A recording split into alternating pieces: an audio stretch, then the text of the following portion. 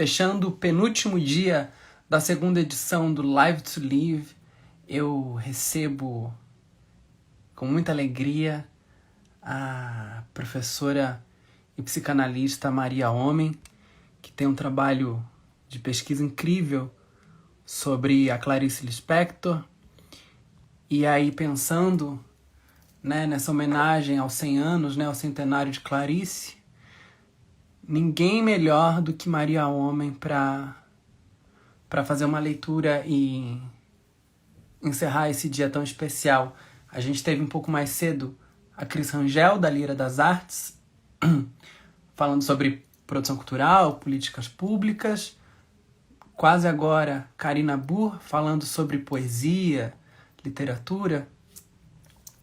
E aí a gente está esperando aqui Malu entrar.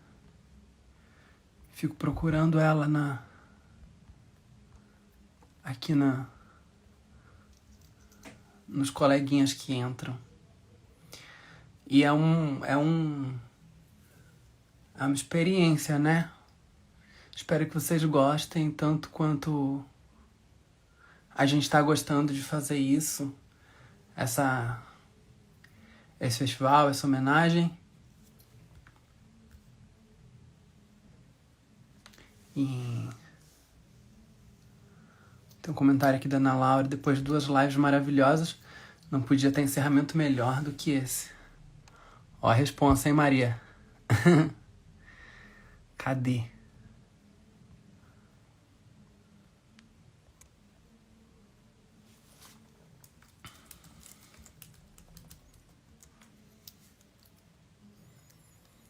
O pessoal tá vibrando, né, com...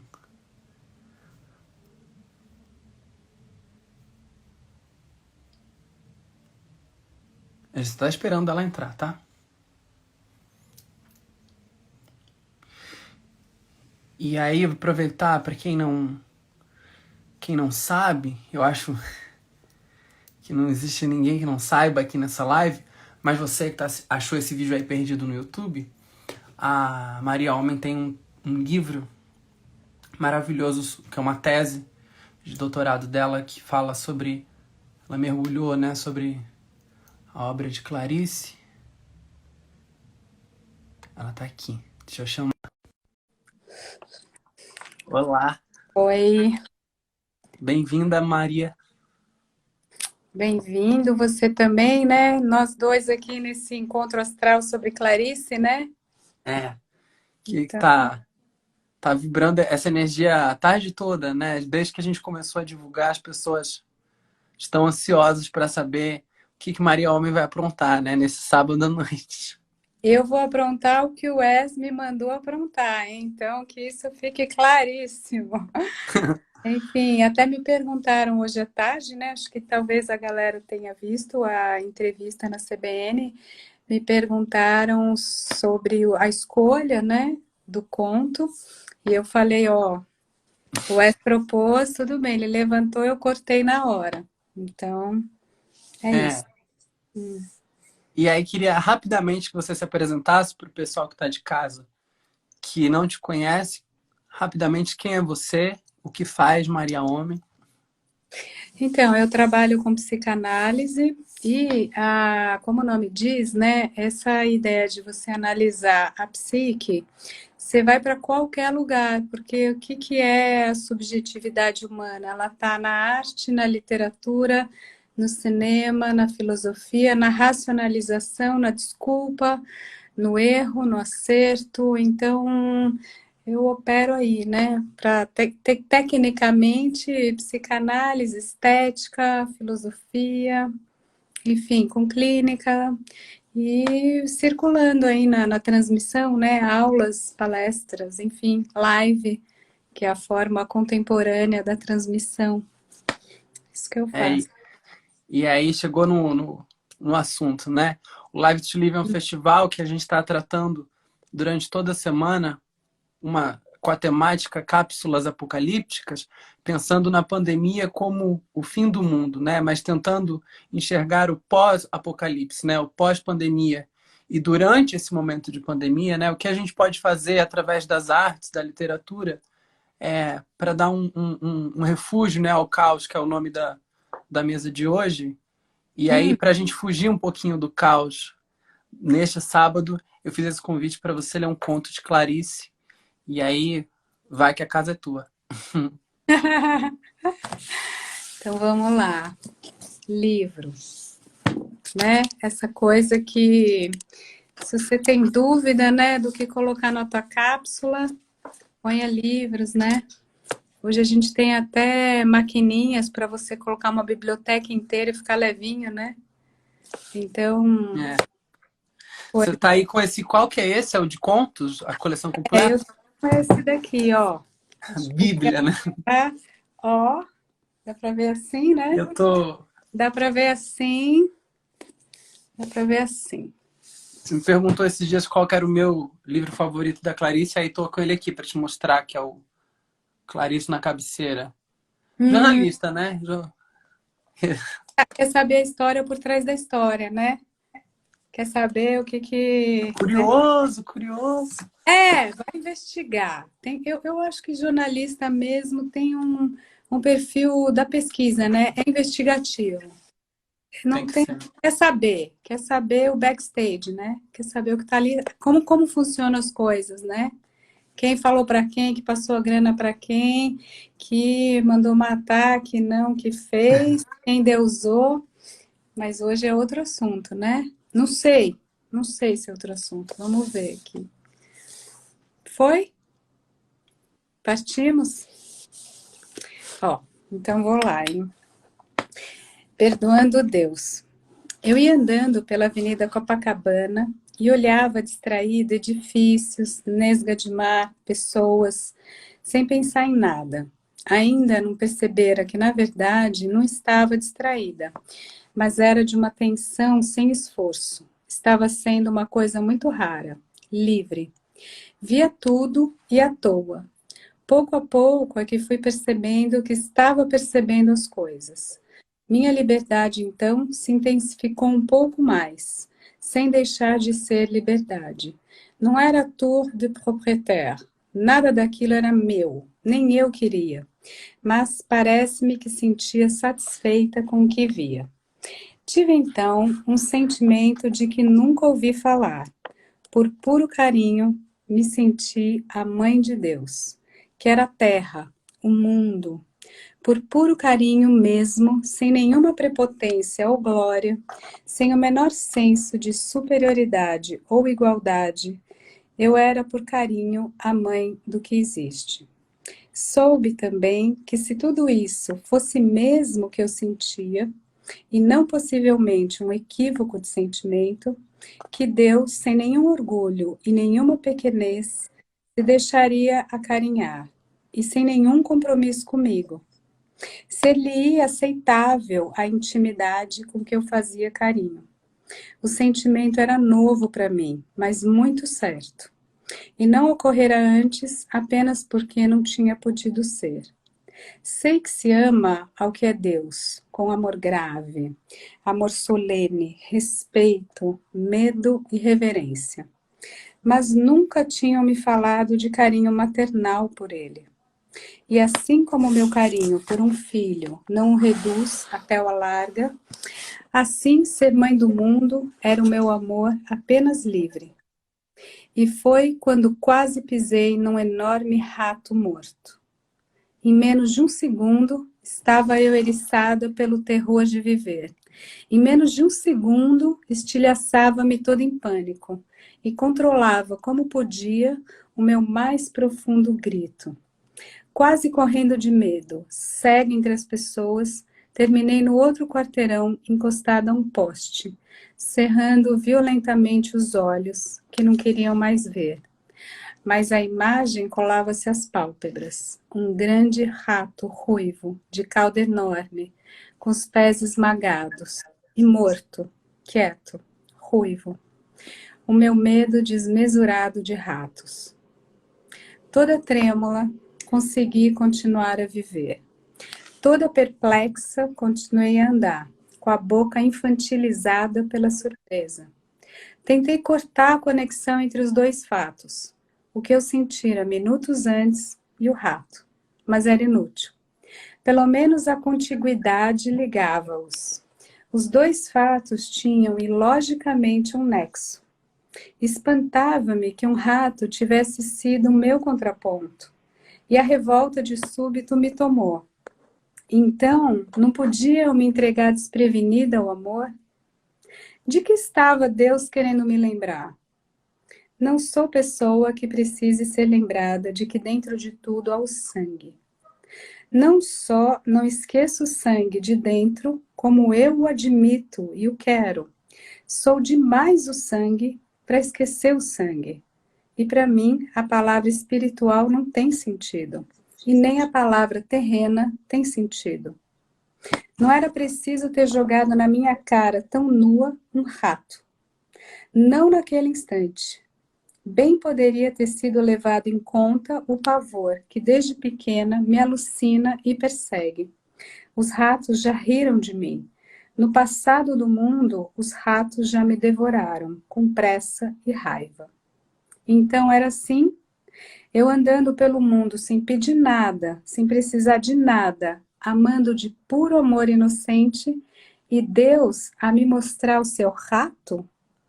A grosseria de Deus me feria e insultava-me. Deus era bruto.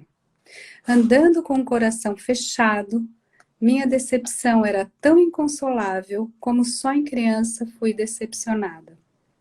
Continuei andando, procurando esquecer, mas só me ocorria vingança.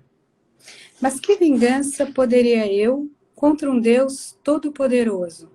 Contra um Deus que até com um rato esmagado podia me esmagar. Minha vulnerabilidade de criatura só. Na minha vontade de vingança, nem ao menos eu podia encará-lo, pois eu não sabia onde é que ele mais estava. Qual seria a coisa onde ele mais estava e que eu, olhando com raiva essa coisa, eu o visse? No rato? Naquela janela? Nas pedras do chão? E em mim é que ele não estava mais.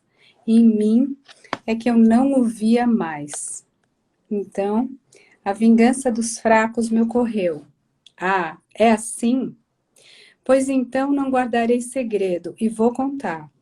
Sei que é ignóbil ter entrado na intimidade de alguém e depois contar os segredos, mas vou contar. Não conte, só por carinho não conte. Guarde para você mesma as vergonhas dele. Mas vou contar sim. Vou espalhar isso que me aconteceu. Dessa vez não vai ficar por isso mesmo. Vou contar o que ele fez. Vou estragar a sua reputação. Mas quem sabe foi porque o mundo também é rato e eu tinha pensado que já estava pronta para o rato também. Porque eu me imaginava mais forte. Porque eu fazia do amor um cálculo matemático errado. Pensava que somando as compreensões eu amava. Não sabia que somando as incompreensões é que se ama verdadeiramente. Porque eu, só por ter sido carinho, pensei que amar é fácil. É porque eu não quis o amor solene, sem compreender que a solenidade ritualiza a incompreensão e a transforma em oferenda. E é também porque sempre fui de brigar muito. Meu medo é brigando. É porque sempre tento chegar pelo meu modo. É porque ainda não sei ceder. É porque no fundo eu quero amar o que eu amaria e não o que é. É porque ainda não sou eu mesma. E então o castigo é amar um mundo que não é ele. É também porque eu me ofendo à toa. É porque talvez eu precise que me digam com brutalidade, pois sou muito teimosa. É porque sou muito possessiva. E então me foi perguntado com alguma ironia se eu também queria o rato para mim. É porque só poderei ser mãe das coisas quando puder pegar um rato na mão. Sei que nunca poderei pegar num rato sem morrer da minha pior morte. Então, pois, que eu use o Magnificat, que entoa cegas sobre o que não se sabe nem vê. e que eu use o formalismo que me afasta, porque o formalismo não tem ferido a minha simplicidade, e sim o meu orgulho. Pois é pelo orgulho de ter nascido que me sinto tão íntima do mundo. Mas esse mundo que eu ainda extraí de mim de um grito mundo. Porque o rato existe tanto quanto eu, e talvez nem eu, nem o rato, sejamos para ser vistos por nós mesmos. A distância nos iguala. Talvez eu tenha que aceitar antes de mais nada esta minha natureza que quer a morte de um rato. Talvez eu me ache delicada demais apenas porque não cometi os meus crimes. Só porque contive os meus crimes, eu me acho de amor inocente. Talvez eu não possa olhar o rato enquanto não olhar sem lividez esta minha alma que é apenas contida. Talvez eu tenha que chamar de mundo esse meu modo de ser um pouco de tudo. Como posso amar a grandeza do mundo se não posso amar o tamanho da minha natureza? Enquanto eu imaginar que Deus é bom, só porque eu sou ruim, não estarei amando a nada. Será apenas o meu modo de me acusar. Eu, que sem nem ao menos ter me percorrido toda, já escolhi amar o contrário, e ao meu contrário quero chamar de Deus. Eu, que jamais me habituarei a mim, estava querendo que o mundo não me escandalizasse, porque eu, que de mim só consegui foi me submeter a mim mesma, pois sou tão mais inexorável do que eu. Eu estava querendo me compensar de mim mesma com uma terra menos violenta do que eu. Porque enquanto eu amar a um Deus só porque não quero, serei um dado marcado, e o jogo de minha vida maior não se fará. Enquanto eu inventar Deus, ele não existe.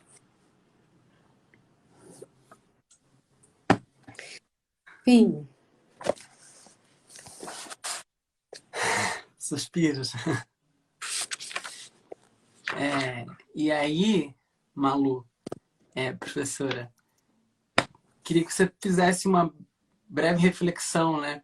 Se já não for pedir demais depois desse presente que você deu para todo mundo aqui nesse sábado à noite, né? Eu sugeri que você lesse esse conto e veio na hora, né? Que eu te perguntei, você me devolveu a pergunta e na hora eu pensei em Perdoando Deus sem nem pensar, foi porque veio à cabeça, assim. Queria que você falasse um pouquinho do conto pra gente. E eu vou abrir os comentários aqui porque... Pronto. Nossa, tem muita coisa para falar e a Clarice, você pode pegar um conto e abrir para um universo, né? E cada conto é uma síntese, né? Se o romance é prosa, o conto é poesia, né? E aí você pode falar muitas coisas. Eu não quero falar muito, não, mas eu queria marcar 3 movimentos desse conto que eu acho que se repetem muito na Clarice e que seria interessante para a gente. E como eu também falei hoje à tarde, na entrevistinha da CBN, eu acho que Perdoando Deus, ele volta numa temática que está mais ampliada em GH. É como se fosse uma micro GH, né? A narradora desse conto. Então, assim, no começo você já vê esse movimento. Eu vou até retomar uma outra fala dela, ó. Eu ia andando pela Avenida Copacabana, né? E olhava distraída, né? Esse olhava distraída, essa é a sensação que depois vai crescer. É um gozo no olhar. Eu via tudo. E eu tava, né? Via tudo e à toa. Sem nem ter consciência de que eu via. Depois que eu percebi que eu percebia. Então, você está naquele sonho, você tá junto. Aquele sonho da religião, né? Que é religare. Religião é aquele sonho, aquela ideia da religação sujeito-objeto, homem-deus, né? Que é isso. Então, começa a nossa protagonista dentro desse colo com a Uhum. vida, com o outro, com o universo, é o mar, é tudo. É o sentimento oceânico, né? Que o Freud vai recortar e vai abrir um mal-estar, né? Na civilização. Então, é essa vontade de estar junto. E aí, essa conexão, essa religação, essa religião, aspas, ela cresce quando ela até dá um salto nisso e ela diz: então me vem um sentimento novo, um sentimento que eu nunca ouvi falar, mas eu aceitei. Né? Eu aceitei e é muito bonito isso, né? Quando a gente também pode se colocar num lugar de poder não não saber o que a gente pode sentir e se permitir sentir. Esse é o inédito. Esse é o real inédito, não é? A gente poder ser surpreendido pelo que brota da gente, não só a ideia. A gente está habituado a deixar rolar e deixar vir, né? A tempestade do cérebro, né? O brainstorming. Mas tem o storming que é da emoção, que é daquilo que você sente. E foi um sentimento novo. Eu era mãe de Deus. E aqui tem uma virada interessante, né? De filha, né? A posição que você nasce no mundo de filha para mãe. E tem uma outra subversão de gênero, que a Clarice é muito astuta, que ela diz o seguinte: olha, é sempre aquele jeito solene, né? Deixa eu achar onde que está aqui. Aquela é um amor grave, um amor solene, respeito, medo e reverência, que é o clássico da posição filial. Você é filho e você se coloca diante de Deus Pai Todo-Poderoso, né? Medo e respeito, amor e temor, essa é a grande dialética humano-Deus. É isso, que é esse. E de repente ela faz essa dupla subversão do lugar de filho, filha, para mãe ou pai, e também de o pai para ela, a mãe da terra, a mãe do mundo, né? Ela também é a grande deusa, ela é aquela que gera. Então, é incrível isso também, essa tríplice jornada, né? Isso, escuta, a gente está no segundo parágrafo, né? Tá na primeira página. Então já é tudo isso, essa, né, de filha para mãe de Deus e do mundo, para criadora, né? Sem essa reverência, sem esse medo, aquela que pode dizer e tá no êxtase. Essa epifania, né? É aquela epifania, aquela coisa que é o grande encontro. E aí, isso que eu falei, que é um movimento clássico da Clarice, vem aquele, né, aquele inflar, aquele êxtase e pá, né? Achei uma barata. Quase pisei num rato morto, com as patas cortadas, dilacerado, amputado. E é o que eu mais temo. É o entre o animal e o alguma coisa do não só o animal pré-humano e é quase um ancestral barra animal que aí que é interessante, que tá comigo, né? Que eu tenho horror, que tá lá, que é o outro, que é o estrangeiro, que é o que eu não gosto, né? Claro, aqui qualquer pessoa que trabalhe minimamente com literatura vai saber que essa metáfora rato é uma alusão diretíssima aos judeus e toda a metonímia, né, aquele deslocamento básico judeu-rato, que foi todo o discurso, sobretudo dos anos 30, e que tem até cinema, né? Tem a Lili Riefenstahl, tem todas as obras e toda a construção, o processo muito astuto de você tirar a humanidade do inimigo, do outro, animalizando-o, dizendo que ele é judeu, que ele é rato, que ele é bandido, que ele é criminoso, que ele é, né, enfim, comunista, que ele é o mal.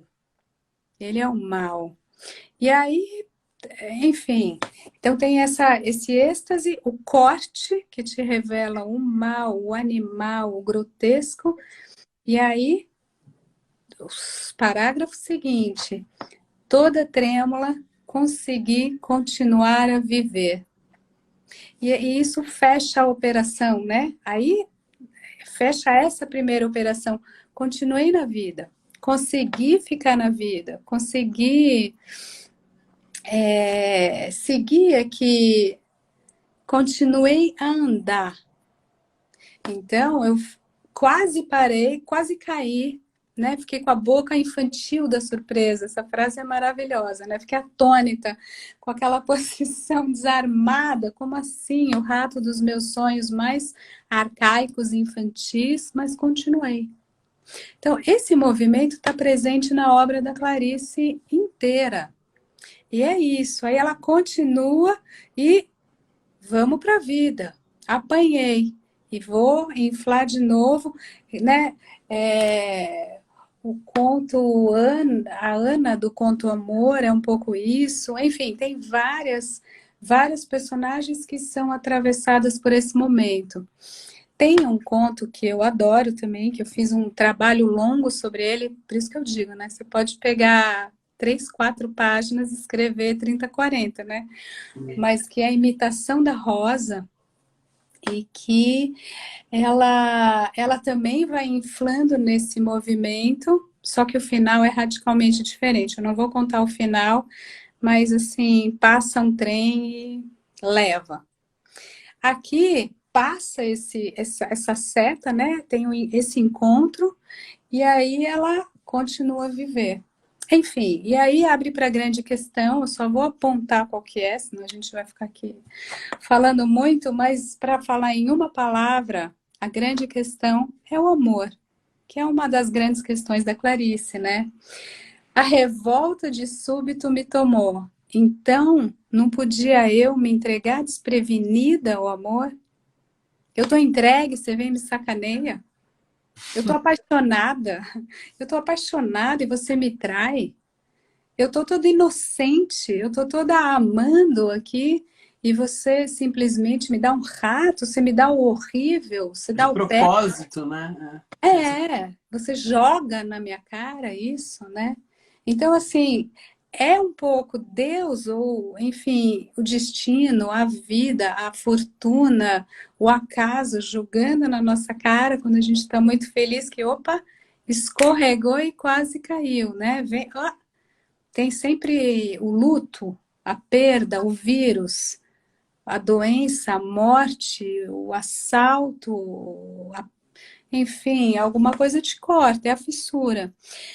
Aqui é do destino e é do próprio amor, é da própria relação com o outro. O outro, só que aí ela vai fazer um grande arco, aí a gente poderia detalhar muito, mas só para a gente fechar aqui numa vai ter um movimento em que ela percebe que, se num primeiro momento ela vai se queixa disso e diz: como você faz isso comigo? Como você é maligno? Depois ela fala: não, eu entendi que eu não posso amar o que eu queria que fosse. Muito pelo contrário, né?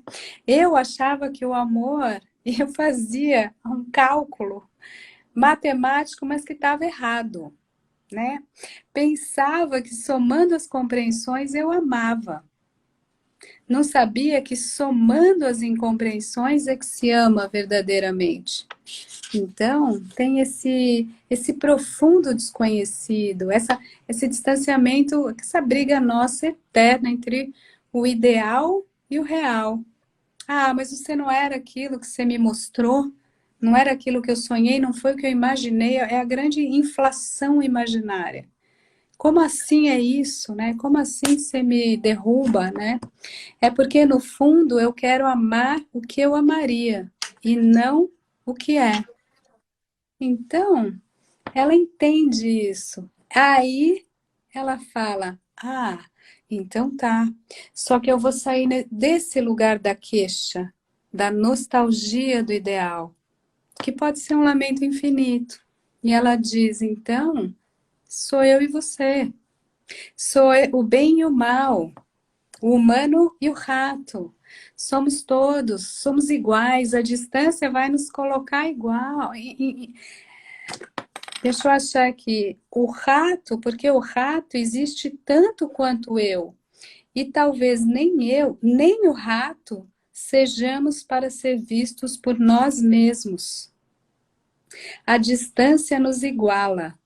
Talvez eu tenha que aceitar, antes de mais nada, esta minha natureza que quer a morte de um rato. A minha natureza que deseja te matar, que assassina também, que é mal. Então não é sujeito bom, não é nem sujeito objeto, nem sujeito bom, objeto mal, o outro mal. Enfim, é a dança aqui que dá para fazer. E é assim que ela termina. Eu, que jamais me habituarei a mim, com o bem, com o mal, com o humano, com o rato, estava querendo que o mundo não me escandalizasse. E enquanto a gente quiser isso, enquanto a gente inventar esse Deus como contrário do meu mal, um Deus que é todo poderoso e é todo bem e é todo amor, como contrário do que é humano, não vai existir. Não vai existir. Porque é só uma maneira de fazer dois grandes sistemas de significação, dois blocos grandes de sentido, né? E aí eu vou ficar lamentando o que eu não aceito em mim e projetando num Deus idealizado. Isso nunca vai. Esse Deus, ele não existe. E eu te perdoo por ser assim, por existir assim. Maria, muito, muito, muito obrigado. Minha vontade é ficar horas aqui conversando, na verdade te ouvindo, né? Falar sobre Clarice de uma forma tão, tão, tão bonita, né? Mas para encerrar a cápsula apocalíptica desse sábado, a gente tem uma pergunta que eu faço para todo mundo, você não vai me escapar dessa, que é se o mundo acaba hoje. Tem duas perguntas para você, na verdade. Eu vou aprontar uma com você. Se o mundo acabar hoje, o que você guardaria numa cápsula do tempo? Eu vou te dar a resposta que é intuitiva, depois eu falo um pouco dela, mas eu guardaria o meu filho. Acho que é uma resposta clássica e eu vou manter. Eu guardaria o meu filho não porque eu amo o meu filho e não a pessoa específica do meu filho, que lógico, só, né? Mas porque é carne da minha carne, vai fazer a carne da carne dele, vai gerar. Então, meu filho é muito mais que aquele meu filho, nem é meu, ele é a vida, ele é a reprodução do vivo. Então, eu diria que o que a gente está fazendo aqui é só transportar semente e ficar plantando. Seja de figuras humanas concretas, seja de ideias, de pensamentos, e é esse breve percurso da viagem, que é o tempo que a gente tem aqui respirando, é isso que a gente faz, é só jogar para frente, pegar o ar, sopro de vida. Mas eu penso isso, eu escolhi te responder isso, mas agora eu vou te confessar, porque ontem eu vi uma coisa e desde ontem eu estou pensando sobre justamente esse assunto, sabia? Você me Ó, pegou bem no pin, que nem a gente põe aqui, ó, pin, ó. Tá aqui, ó, tá pinned. Live to Live, 100 anos de Clarice. Assim como a gente coloca, ontem tem um documentário maravilhoso, já antigo, holandês, que você acha no YouTube, assim, que tem vários capítulos, e chama, se eu não me engano, O Belo e a Desolação. É da TV holandesa, e aí faz várias entrevistas com vários pensadores, e ontem eu vi o do George Steiner. O George Steiner é um teórico de literatura, de arte e música. É brilhante, é um cara brilhante, enfim, mais ou menos do time do Harold Bloom, de uma sofisticação, de uma leveza, uma erudição incríveis. E aí, nesse documentário, que vale muito a pena, mas eu vou pegar só um pontinho pela tua pergunta, que ele contou a história do cônsul inglês na Itália durante a Segunda Guerra Mundial. E o cônsul tinha um filho que estava lutando na guerra, em Monte Cassino, na Itália. E perguntaram para ele: você, se tivesse que escolher entre teu filho e Firenze, Florença, o que você escolheria? Aí ele respondeu: olha, eu sei que os bons sentimentos e a resposta clássica seria eu dizer que eu escolho o meu filho, mas eu não escolho, porque a minha dor eu vou suportar. Só que toda a humanidade perder Firenze, não, isso não. Então eu escolho a manutenção dessa cidade, que realmente é uma das mais bonitas do mundo, é um tesouro de todos nós, é um tesouro coletivo. Então você vê como você me pôs agora em, assim, numa situação delicada, você vê o abismo que eu tô, porque eu tô pensando nessa pequena Pensando no seu filho, fábula, mas pensando no... na cidade, e então é isso, eu te dei essa resposta, mas lembra que no começo eu falei que a gente podia levar vários desses no pequeno Kindle, que a gente poderia levar se a terra naufragasse? Tá nas letras, tá nos quadros, tá no Duomo de Firenze, enfim. É E isso, mas aí, poderia ficar horas, parei. mas aí para encerrar, a pergunta que é, por essa você não esperava, e aí o mundo está acabando, tem a cápsula do tempo, teve um espaço ali para o seu filho, e qual livro da Clarice você deixaria junto com ele para as próximas gerações? Esse, Uma boa facílimo. resposta. Facílimo, sabe por quê? Porque assim, eu adoro os romances, tanto que o doutorado que eu fiz e o livro que eu fiz sobre o silêncio pegava os 3 últimos romances, mas aqui, ó, eu até contei hoje para falar, tem 654 páginas e você pode ler um por dia. Você tem a obra inteira da de várias épocas, com vários estilos. Você pode ser um grande companheiro. Assim, tem muita coisa e, como eu falei, é a síntese poética, né? Um conto, ele é muito difícil de ser feito. Ele pode reunir, né? Agora, se você me pergunta qual conto da Clarice, aí é muito difícil, mas como eu falei, eu adoro Imitação da Rosa. Eu acho aquilo belíssimo. E tem um outro conto que abre um livro um pouco inusitado da Clarice sobre amor e sobre corpo e sensualidade, que chama Sonhos e Devaneios. Como é que era mesmo? Eu não sei se eu estou confundindo, mas acho que era Embriaguez e Devaneios de uma Rapariga. É maravilhoso esse conto, e a Clarice, ela escreve muito bem, porque ela encarna uma voz narrativa feminina e portuguesa.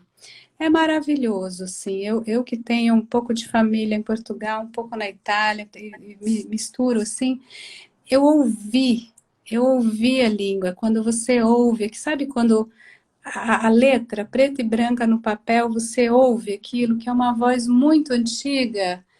Eu ouvi, é estranho dizer isso, mas ouvi meu pai. É uma mulher, mas assim, eu ouvi talvez minha avó, eu ouvi minha bisavó. É muito bonito quando você consegue pegar esse fio, né, de criação de letra, de literatura e viver, né? Life to live. É isso, vamos viver, gente. A gente está agora. Professora, muito, muito obrigado pela sua participação. Eu falo em nome aqui de todo mundo que entrou e até a Joia. próxima. Parabéns pela iniciativa. Obrigada. Obrigado. Prazer. Tchau, prazer.